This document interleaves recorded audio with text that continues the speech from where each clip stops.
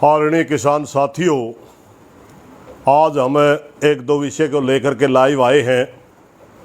सबसे पहले हरियाणा, आप सबको पता है हरियाणा का विधानसभा का सत्र चला हुआ है। एक सवाल का जवाब देते हुए मुख्यमंत्री ने बताया कि हरियाणा प्रदेश के अंदर 136 एफआईआर के जरिए लगभग 40,000 लोगों पर मुकदमे दर्ज हैं किसान आंदोलन के। वो जितने मुकदमे दर्ज हैं उनके अभी अभी नोटिस निकाल करके घरों को चिपकाना पुलिस ने शुरू कर दिया है, या थाने के अंदर बुला करके कह रहे हैं कि आप तफ्तीश में शामिल होइए। मेरी हरियाणा प्रदेश के किसान साथियों से एक हाथ जोड़ करके प्रार्थना है, ये आंदोलन के मुकदमे, हम कोई क्रिमिनल नहीं है। आंदोलन के अंदर केस बनते रहते हैं, न पहली बात तो घबराने की जरूरत नहीं है।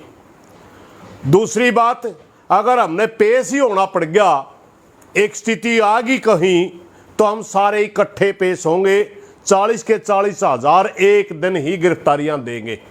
इसलिए मेरी प्रार्थना हरियाणा प्रदेश के किसानों से, कृपया करके कोई पुलिस वाले का नोटिस ना ले, कोई भी थाने में जाकर तफ्तीश में शामिल ना हो, क्योंकि वहां जाने के बाद ये लोग आपको रेस्ट दिखा करके कोर्ट में पेश कर देंगे, आपको बेल लेनी पड़ेगी और बाद में आप कहोगे कि किसान नेताओं ने हमारी मदद नहीं की। इसलिए मेरी प्रार्थना, कृपया करके अलग अलग जा करके थानों में पेश ना हो या जमानत ना लें, क्योंकि हरियाणा सरकार पता नहीं किस तरीके से चल रही है। मैं सरकार को भी कहना चाहता हूं, मुख्यमंत्री जी आपने बता तो दिया इतने लोगों पे केस, मगर एक तारीख बताइए हमें किस दिन पेश होना है। सारे के सारे पेश होंगे।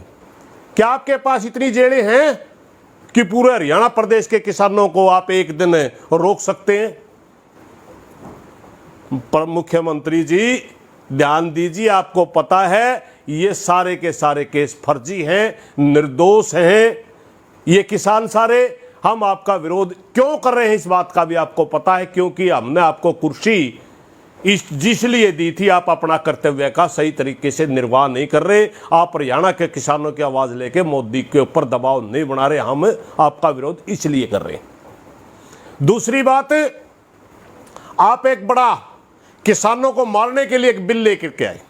हरियाणा विधानसभा के अंदर एक बिल आया भूमि अधिग्रहण 2013 में संशोधन को लेकर के, जो किसानों को एक अधिकार दिया गया था कि 70% किसान अगर सहमत नहीं है तो आप भूमि अधिग्रहण नहीं कर सकते, उसको निरस्त कर दिया गया।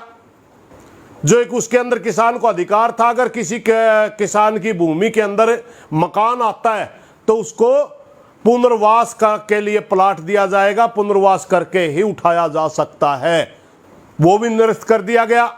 दूसरा, सेक्शन 4 और 6 के नोटिस लगेंगे ताकि उसके बाद अवार्ड किया जाएगा, ताकि किसान अपनी जमीन का जो भूमि अधिग्रहण हो रहा है उसके बारे में सारी जानकारी इकट्ठी करके वो उचित मुआवजा ले सके। मगर आपने क्या किया, डीसी को पावर दे दी, चाहे एक रात को जमीन को अधिग्रहण कर सकता है।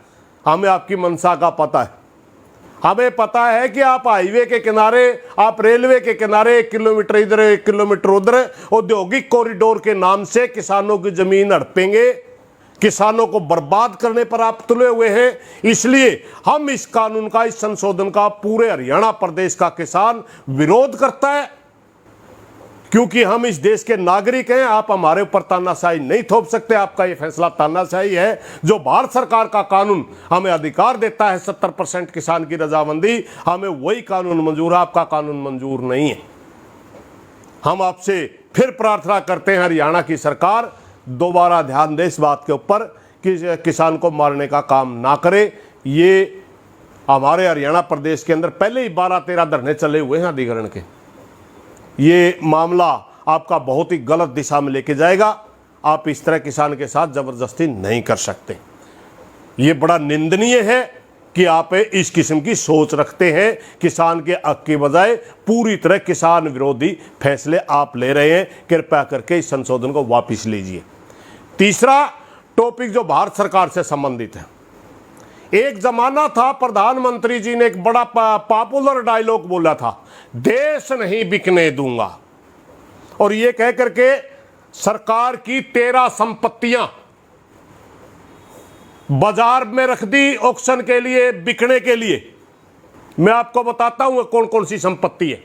13 संपत्तियों में हमारा 2700 किलोमीटर रोड, 26,700 किलोमीटर रोड बेचने के लिए निवेदन मंगा लिए गए। 400 स्टेशन, 150 ट्रेनें ये बेचने के लिए निवेदन मंगा लिए गए। 42,300 सर्किट किलोमीटर की बिजली की लाइन, बड़ी लाइनें, वो बेचने के लिए ऑक्शन मंगा लिए गए। उनका ठेके पर उनको छोड़ रहे हैं, उनको बेच रहे हैं।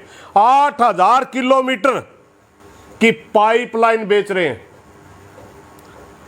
5,000 मेगावाट हाइड्रो सोलर जो हमारे बिजली बनाते थे, पावर हाउस, ये जो हमारे जो बिजली बनाने के कारखाने थे वो आप बेच रहे हैं। आप ऑयल की पाइपलाइन जो है, जो तेल की हमारी एक दूसरे की कंपनियों को, तेल की एनजीओ इनको जोड़ती थी, वो लाइनें बेच रहे हैं। बीएसएनएल की, आप पूरे बीएसएनएल को टेलीकॉम का महकमा बेच रहे हैं।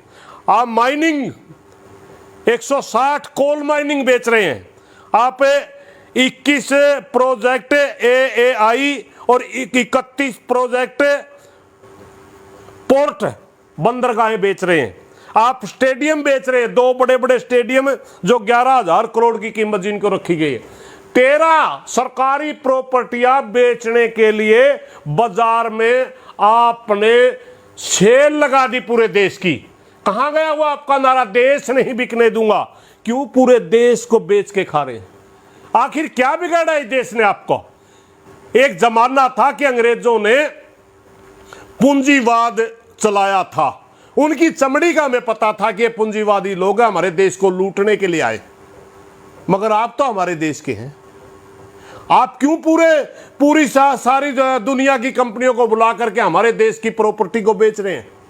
क्यों कंगाल बना रहे हैं इस देश को? कृपया करके रहम करिए।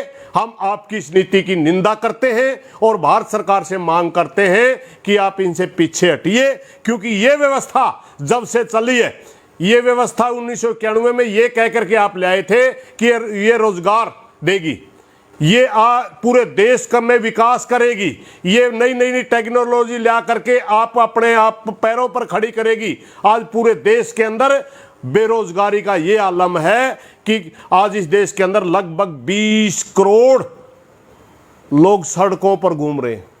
पिछले साल जब मजदूर साथी कोरोना में बंद हुआ था, कितने लाख मजदूर साथी पैदल चलने मजबूर हुए।